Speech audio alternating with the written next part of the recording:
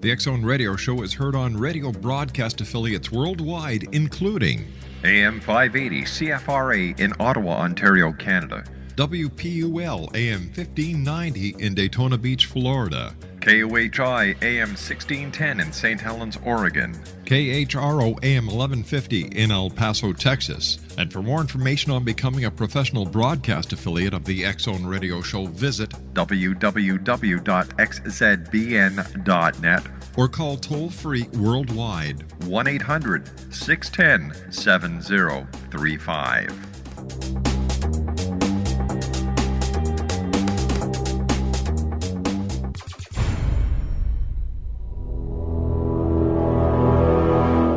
The X Zone radio and TV show is largely an opinion talk show. All opinions, comments, or statements of fact expressed by Rob McConnell's guests are strictly their own and are not to be construed as those of the X Zone radio and TV show or in any manner endorsed by Rob McConnell, Relmar McConnell Media Company, Talkstar Radio Network, its affiliated stations, or employees.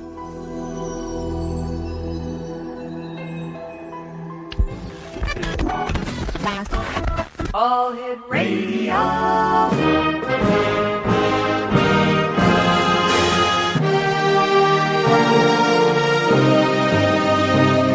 Welcome to the X Zone, a place where fact is fiction and fiction is reality.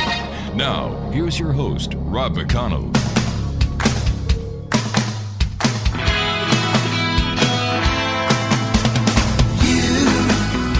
Doing that thing you do, breaking my heart into a million pieces, like you always do. And you don't mean to be cruel, you never even knew about the heartache I've been going through. Well, I try to forget you, girl, but it's just so hard to do. Every time you do that thing you do. And welcome to the X Zone, everyone. My name is Rob McConnell, and for the next 4 hours, I'm your host and your guide as together we cross the time-space continuum to this place that I call the X Zone. It's a place where people dare to believe and dare to be heard. It's a place where fact is fiction and fiction is reality. And the X Zone comes to you Monday through Friday from 10 p.m. Eastern until 2 a.m. Eastern. Then on the Talkstar Radio Network. Then the show is repeated in its entirety on several other broadcast networks worldwide from 2 a.m. until 6 a.m. Eastern. And then from 6 p.m. until 10 p.m. Eastern. Our worldwide toll-free call number is 1-800-610-7035. My email address is xzone@xzoneradiotv.com. On MSN Messenger, xzoneradiotv at hotmail.com, and our website, www.xzoneradiotv.com.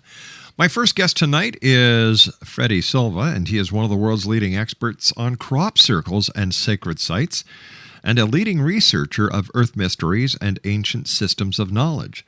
He lectures internationally and has made keynote presentations at the International Science and Consciousness Conference, and the International Society for the Study of Subtle Energies and Energy Medicine, in addition to appearances on the History Channel, Discovery Channel, BBC, numerous video documentaries, and international radio shows. And his website is www.cropcirclesecrets.org. And we're going to be talking to Freddy today about his new book, Secrets in the Fields, The Science and Mysticism of Crop Circles. Joining me now is Freddy Silva. Freddy, welcome to the X Zone. Hello again, Rob. Tell me, Freddy, where did your interest in crop circles originate? Probably when I was 3, when I was drawing pyramids on pieces of paper as a child. Mm-hmm. I think it all started back then. It actually happened in Chicago back in the early 90s when I was watching this television program. And I don't know what it was because I was just sort of ironing a shirt or something and had the sound turned off. And I just happened to see this presentation on the picture, some big sign and created out of corn somewhere in England. And I just recognized what the symbol was. I couldn't really explain what it was, but something inside me just turned.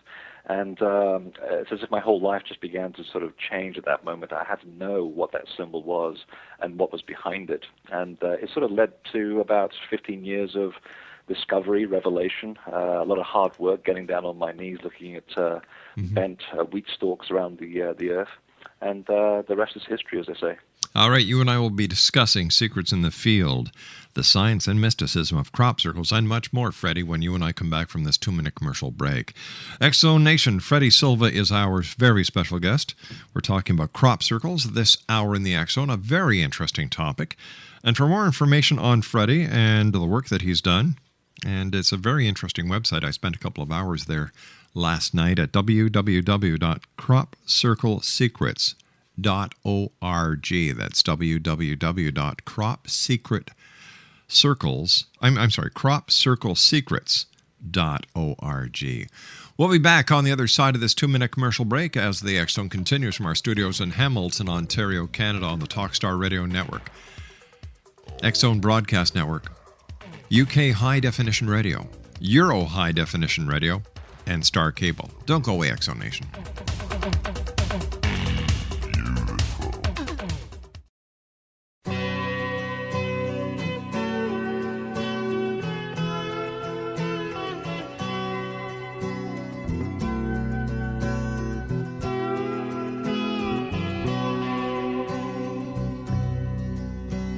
The legend lives on from the Chippewa on down at the big lake they call Gitchagumi. The lake, it is said, never gives up her dead when the skies of November turn gloomy. With a load of iron ore, 26,000 tons more than the Edmund Fitzgerald weighed empty. That good ship and true was a bone to be chewed when the gales of November came early. The ship was the prize. X-Zone Nation, for years people have been both fascinated and mystified by complex designs that suddenly appear at night on fields of grain. Nobody knows how they get there or why. They leave the grain stalks and flattened, swirled, virtually undamaged. They exhibit mathematical precision. They demonstrate principles of geometry and portray ancient religious symbols. Since the 1980s, some 10,000 crop circles have appeared, seemingly by magic. Each year the count grows and the designs get more and more intricate, even fantastic. Freddy Silva, our guest tonight, has written Secrets in the Fields. It provides the most thoroughly researched, most comprehensive account of crop circles ever published. Now, X-Zone Nation, for the first time, readers are offered the complete history of the phenomenon, the anomalies that defy the boundaries of science, the source, and why they are here now. And Freddy, thanks very much for joining us. And during the commercial break, you and I were talking that the last time you were on the show was some 4 years ago when you were giving a talk here in Toronto. I believe so, yeah. I have a small following in Canada. Must be the accent or something. And I certainly always enjoy it up there, even in Nova Scotia. I have a lot of fans up there, so always good to be up there. Well, it's great having you back up here in Canada, even if it is on the radio show, and we're getting your message today right around the world. We've grown considerably since you were on with us last year, or in the 4 years ago. But, Freddie, I'd like to ask you this question, and I'm sure you get this asked everywhere you go. How is it possible to distinguish a hoaxed crop circle from an authentic crop circle? Oh, quite easily once you've done this a number of years, as I have. Mm-hmm. If you don't have access to laboratories and such, one of the simplest ways to detect the difference is to basically go there as quickly as you can and take a look at what's happened to the plants. And if it's a genuine circle, there hasn't been any physical pressure applied to the plants. So what you'll find is something very magical, where the plants are bent about an inch above the soil. Mm-hmm. They look as if they've been made molten like glass, and they re-hardened on their horizontal basis. And they're scarcely touching the floor. In fact, they're almost hovering over the floor. And the moment you put your foot on them, they literally sink into the clay.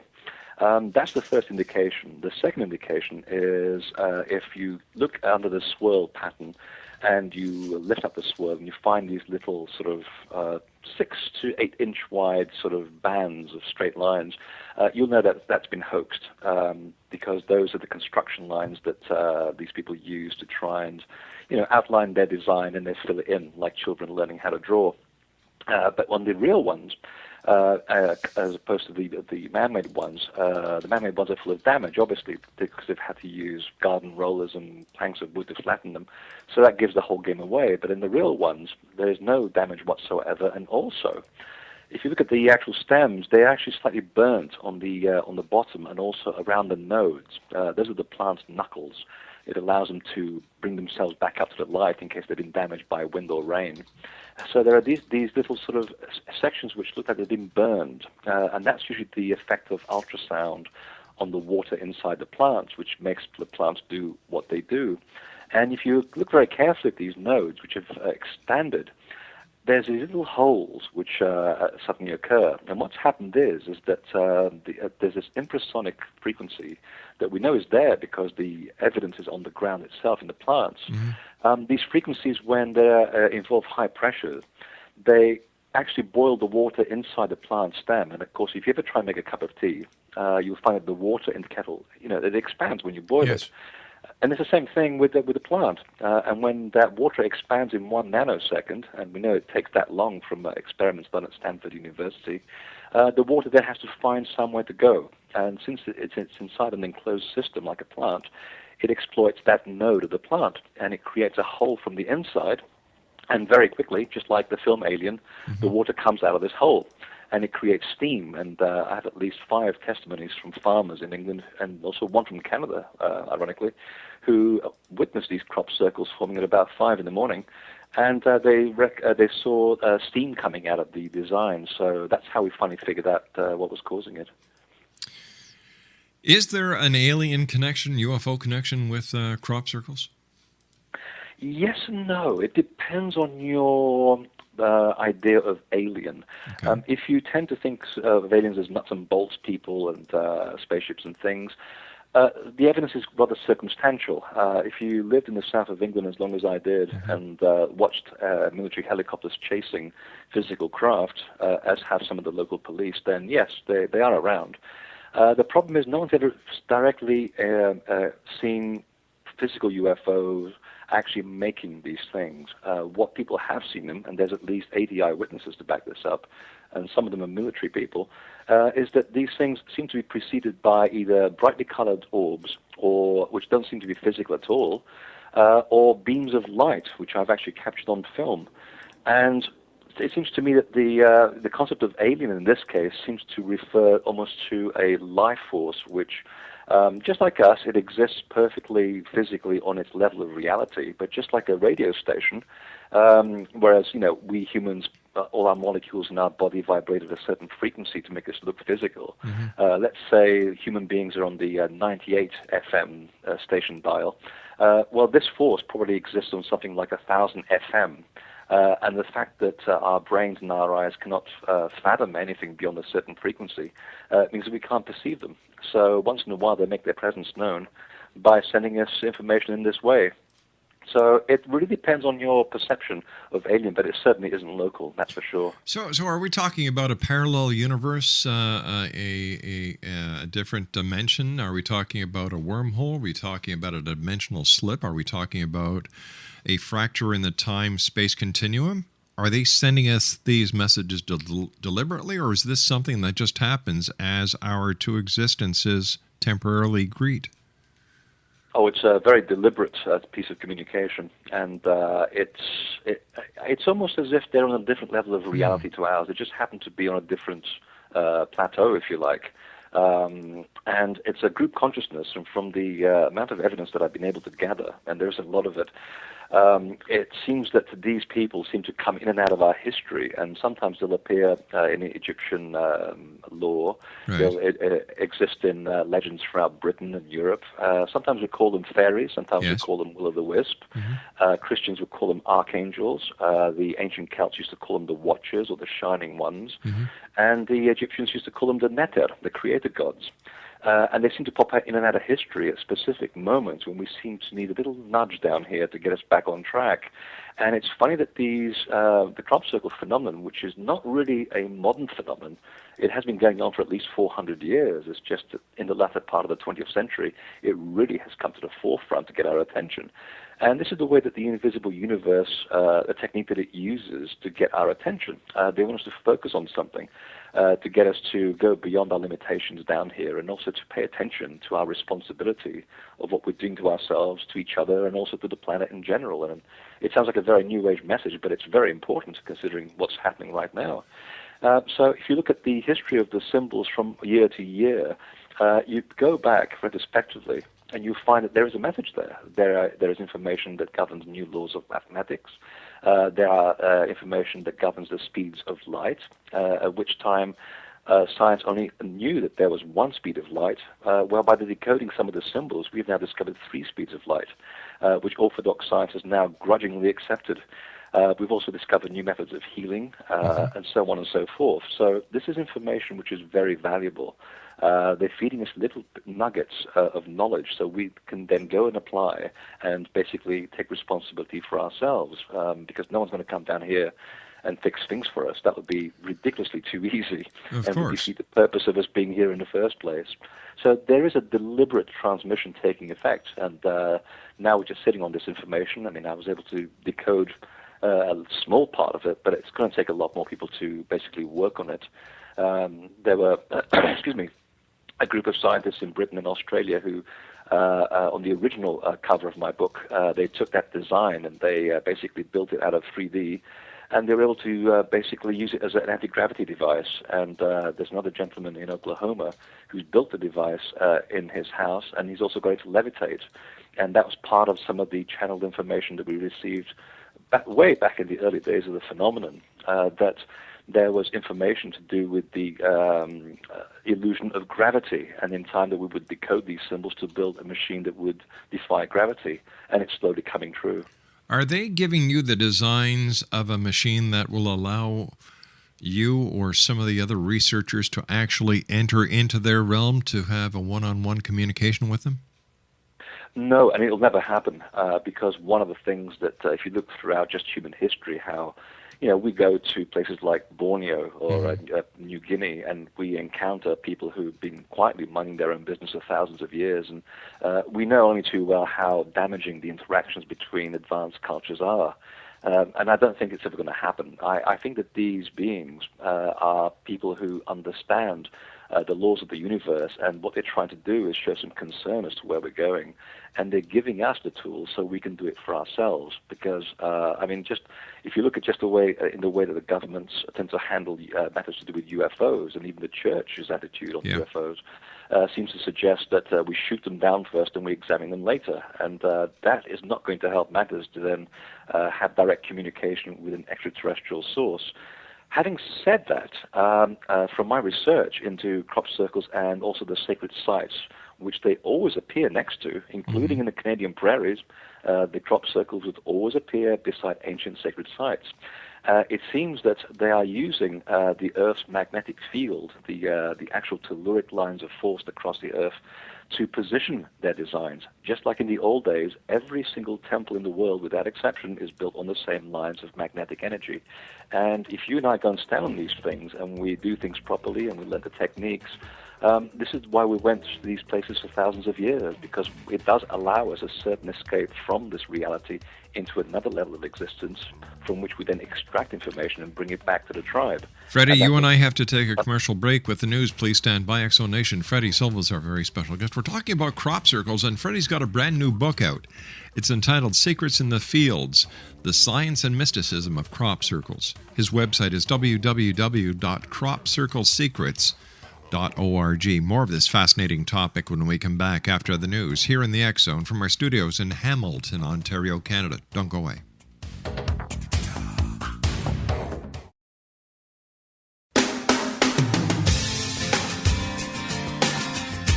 You're listening to the X Zone Radio Show, live and around the world on the Talkstar Radio Network. X-Zone Broadcast Network, UK High Definition Radio, Euro High Definition Radio, and Star Cable. Our toll-free telephone number worldwide is 1-800-610-7035. Our email address, xzone@xzoneradiotv.com. On MSN Messenger, xzoneradiotv@hotmail.com, And our website, www.xzoneradiotv.com. Love was glass that broke apart. Give me faith.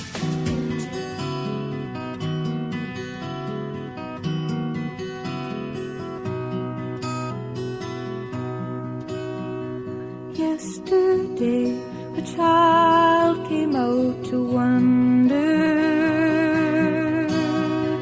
caught a dragonfly inside a jar.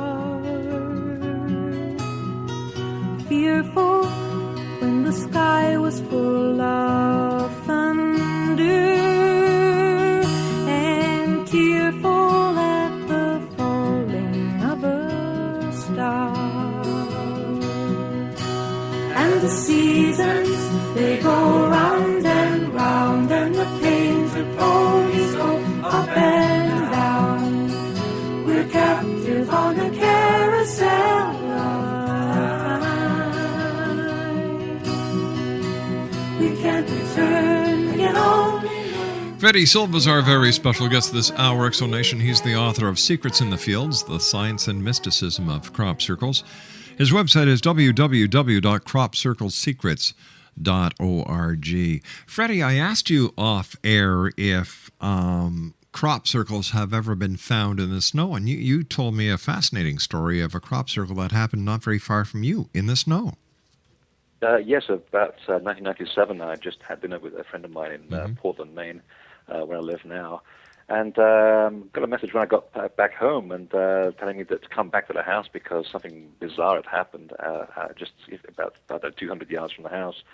And I went back there, and there was a huge oval shape on the ground in the snow, as if some huge circular cookie cutter just pressed the snow, but in a spiral pattern, and there was no footprints going anywhere near it. It was just the most beautiful thing. Even the ice crystals were aligned at a specific angle, which I recognized very well from my work with the serial crop circles.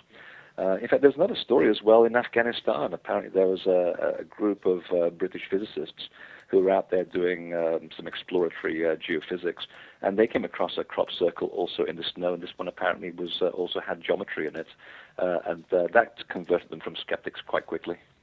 Tell me, what is the average size of a crop circle, and what is the largest crop circle you've ever seen?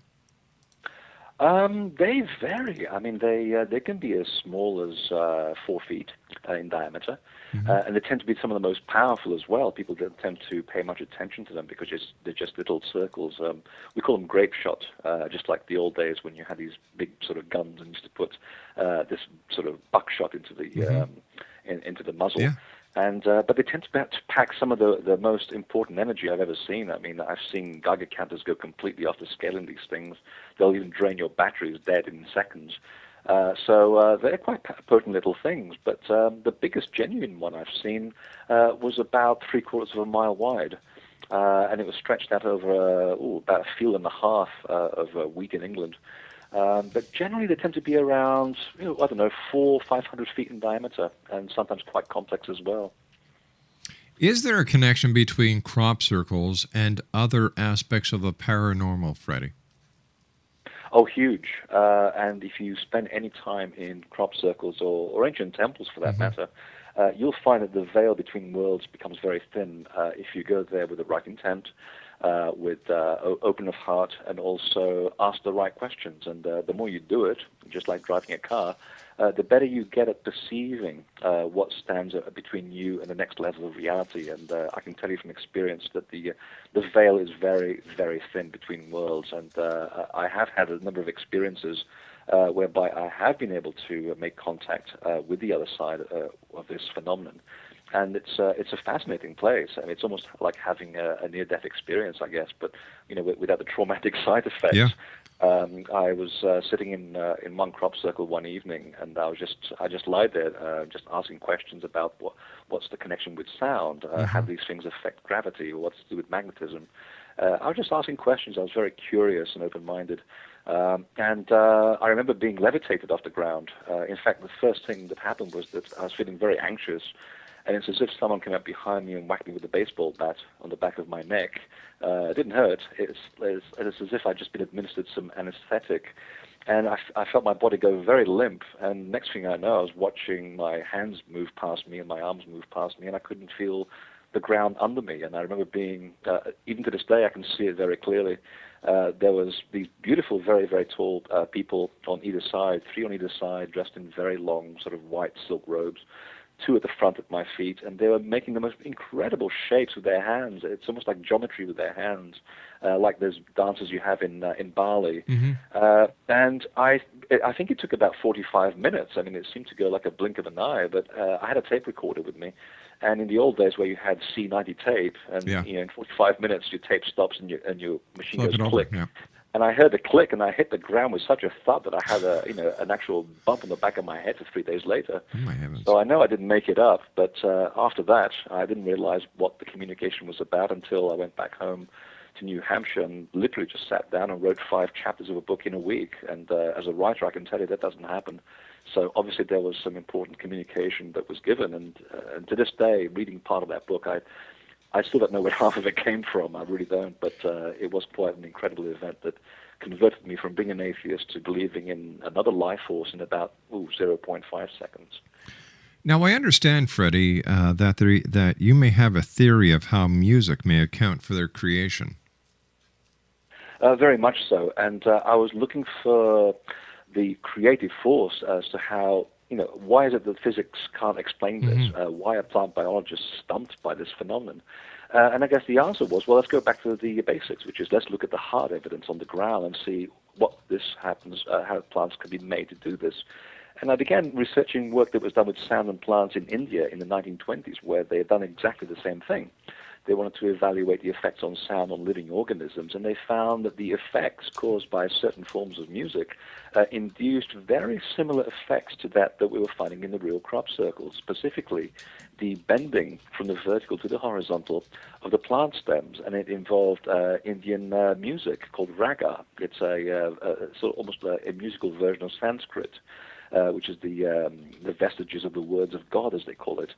And one thing led to another. I began to look at the evidence under the microscope. There was a doctor in Michigan called William Levengood who analyzed the plants and found the water had been boiled on the inside. The nodes had been stretched. There was this charring effect. And by the time I finished looking at sound from so many points of view, I realized that sounds below the human hearing range can actually do that. Because at the time we thought that microwave might be behind this, but microwave is a very destructive thing, and there's nothing about these things that is destructive at all. It's an incredibly benevolent phenomenon. And when I began to look at infrasound and how it boiled the water, how it was able to alter molecules and change chromosomes, suddenly the thing just hit. We could find every single feature in the crop circles relative to the effects of infrasound, and that's how the theory stuck.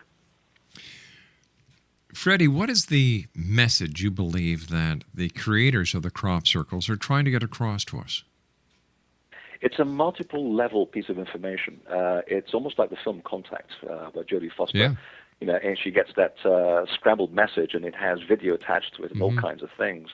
And it's the same thing. It's like Egyptian hieroglyphs. They have multiple levels of information, and it's always been said that the sign of an advanced culture lies in its ability to encode multiple levels of information into a simple symbol. And what we find, having people working on the same symbol from different points of view, we'll come up with very different answers, but they'll all be related. So it's as if one symbol will give you multiple information. So some of the one symbol, for example, will heal people. I've seen people healed of retinal cancer just by looking at one of these symbols. I've seen people take the same symbol and they'll extract information which is extremely meaningful spiritually to Aboriginal tribes, and they'll tell you about the secrets that were given to them thousands of years ago, about the end of times. It's just to do with the change of cycles. I mean, it's not as if we're all going to die in 2 years' time. It's all about the change of cycles and how to prepare properly for these things. And then we have physicists who look at the symbol and say, well, wait a minute, this has got technical information. And they'll extract machinery out of it, or mathematical theorems, or new geometrical formats. So there's something in it for everybody. So it's impossible to say, but when you start coming back to it after 15 years of research and seeing the big picture, there seems to be one overriding theme, and that is that we basically have, as a society, have lost responsibility for what we're doing. Mm-hmm. And by having someone from the outside who obviously is approaching this communication from a benevolent point of view, it's telling us that, first of all, we're not alone. Two, that we have help from the outside, and three, if we just apply this information and learn to cooperate, that perhaps we can just sort out a lot of the problems that we're faced with today. And it goes back to that sort of almost new agey message, which is always very fluffy, but it's very, very true when you look around and see what's happening to the world today.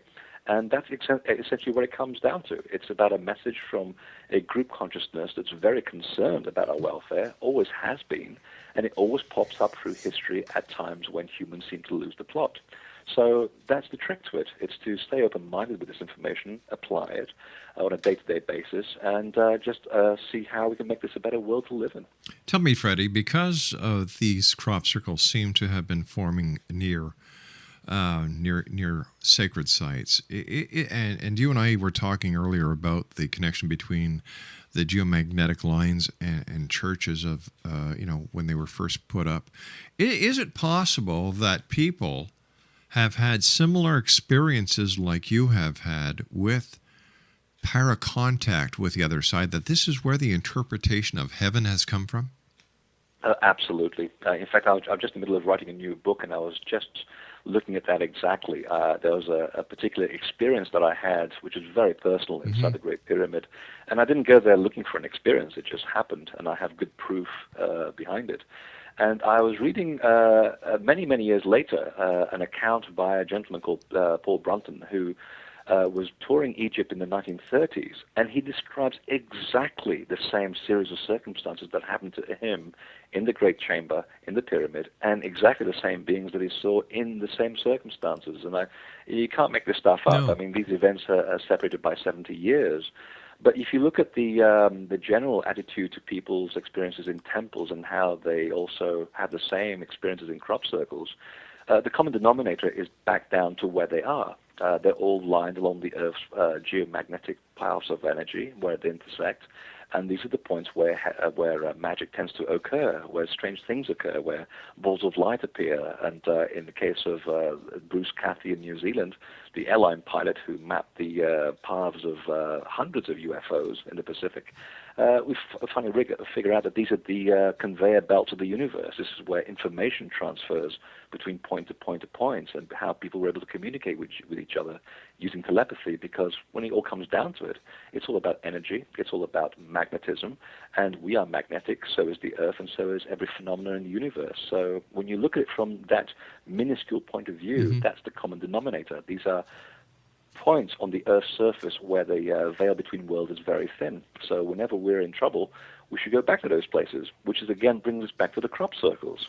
Why are they always appearing beside the ancient sacred sites? Well, it's to try and get us to realize that we have this legacy all around the Earth of sacred places of power that were built as an insurance policy by our predecessors for us to go back to whenever we would lose the plot. And I can guarantee anybody who's listening that if you go to one of these places with an open mind, incredible things will happen for you. Is it because humanity is so egotistical now that so many people do not understand the delicate balance between reality and spiritualism? I think it's a matter of things. I mean, we've always been egotistical, I think, to a certain degree. There's always been that core of people who have always tried to keep the light burning, and all things being equal, there's always good and bad in the world, and it'll always be that way. I think that we've just lost sight of things in the last 300 years with the Newtonian view of the world. We've thought that science was going to answer everything. You know, we went from a shift from honoring the earth to killing people at the stake and, nailing them up on the cross because they happen to believe in the spirit world. And yet the Catholic Church, of course, is predominantly at the center of all of this, and their beliefs. The millions of people that are being burnt alive and killed in the name of a god, when in fact all these people are worshiping the same god, just calling it by a different name. So that's part of the secular version of things. That the religious part of it also has a part to play in this problem. Faith is a completely different thing to religion. The two are not the same. But when you add science to the mix and it's complete devaluing of anything that is not tangible, that is not empirical, and it's not cannot be measured, then we have a huge problem. And I think a lot of enlightened scientists have now begun to realize there is a lot more going on that we can't see or can't touch because we don't have the machinery to measure it. And they understand that what the ancestors were doing, they were in touch with something that is intangible, but yet it's very real. So I'm seeing slowly, as many enlightened people are around the world, that science and the mysticism are coming back together again. You just have to accept that we just don't know everything. So it's about keeping an open mind, I think. That's what it comes down to. Freddy, you and I have to take our final break for this hour. Please stand by. Exo Nation, Freddy Silva is our special guest. He is the author of Secrets in the Fields, The Science and Mysticism of Crop Circles. Now, to find out more about Freddy, as well as you can buy a copy of his book and other books that he's written online at his website, www.cropcirclesecrets.org. That's www.cropcirclesecrets.org. Freddy Silva and I will be back on the other side of this commercial break as the X Zone continues from our studios in Hamilton, Ontario, Canada. If you'd like to send us an email, it's very simple, xzone@xzoneradiotv.com, and visit our website, www.xzoneradiotv.com. If you've missed any of our shows, xzonepodcast.com. We'll be back in a couple of minutes. Don't go away.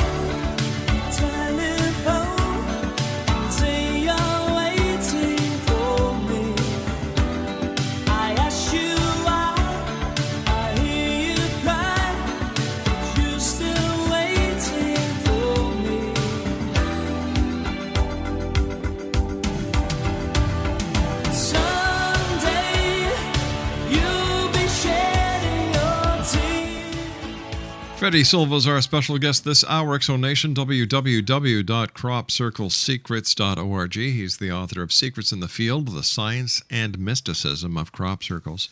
Freddy, what would you like people, discovering while and after they've read your book?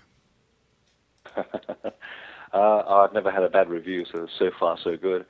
It seems that they seem to get the point that the book is really much more about nuts and bolts, about crop circles. It's really, there's a bigger spiritual angle to it, because it's really written to try and get people to understand that there's help, a lot of help around us if we just allow it to reach us. And it really is a very profound spiritual message, which I had no idea was going to go in that path when I was writing this book. It just seemed to have come as a revelation at the end, because it seems to where all the points were headed.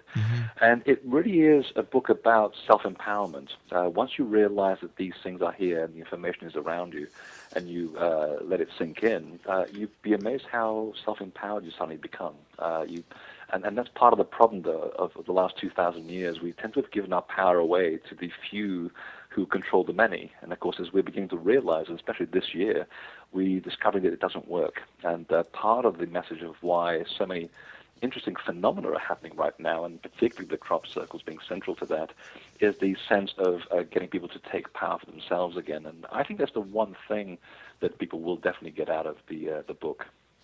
What should people do if they believe they've discovered a crop circle? How should they approach it? Is there anything special they should do to preserve the crop circle's integrity until experts like yourself or other researchers are called and come down to the scene?